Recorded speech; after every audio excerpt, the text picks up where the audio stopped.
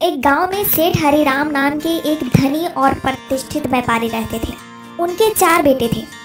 चारों ही काम धाम से जी चुराते थे। उन्हें लगता था कि अब पिता ने इतना कमा लिया है तो अब मेहनत की ज़रूरत ही क्या है।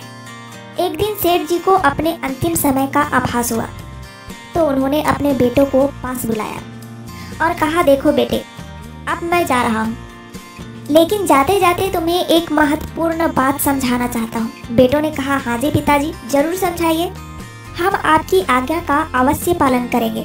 सेठ जी बोले, देखो बेटे, हमेशा छाया में ही जाना, छाया में ही आना और खूब मीठा खाना। अगर इस बात को जीवन में उतारोगे तो कभी दुखी नहीं रहोगे। इतना कहकर सेठ जी स्वर्ग सिधार गए।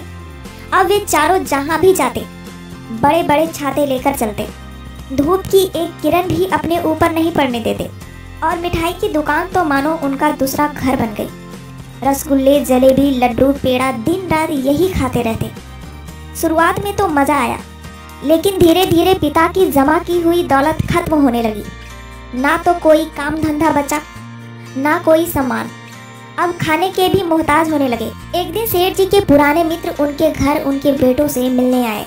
उन्होंने सेठ जी के बेटों की दशा देखी और उन्होंने उनसे पूछा, ये हाल कैसे हो गया? तुम्हारे पिता तो बहुत समझदार थे, उन्होंने तो जीवन भर मेहनत की थी। बेटों ने सारी बात दोहराई और पिता की दी गई छाया वाली सीख भी दोहराई। सेठ जी के मित्र मुस्कुराकर बोले, सेठ जी की बात का मतलब तुमने गलत समझा। छाया में जाना का अर्थ था सूरज निकलने से पहले काम पर निकलो। छाया में आना का मतलब था सूरज ढलने के बाद घर लौटो। और मीठा खाना यानी मेहनत करके जो भी खाओ वो खुद ब खुद मीठा लगेगा। अब चारों भाइयों की आंखें खुली। उन्हें अपनी मूर्खता का एहसास हुआ। उन्होंने उसी समय से मेहनत करना शुरू कर दी। कुछ ही महीनों में उनके जीवन में फिर से खुशहाली लौट आई। मनुष्य के जीवन में परिश्रम का बहुत अधिक महत्व है। मनुष्य जीवन अत्यंत संघर्षमय है। जीवन में पग पग पर विपरीत परिस्थितियों से जूझना पड़ता है और इसमें उन्हीं व्यक्तियों को सफलता मिलती है जो परिश्रम करते हैं।